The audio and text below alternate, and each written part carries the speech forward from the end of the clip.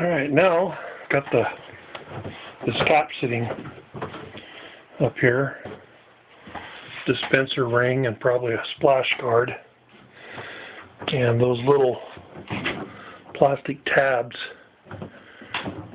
And just snap those into place, push down and go around and get them all snapped in.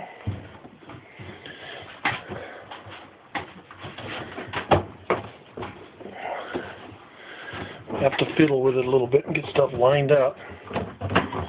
So don't force anything, just there's one snapped.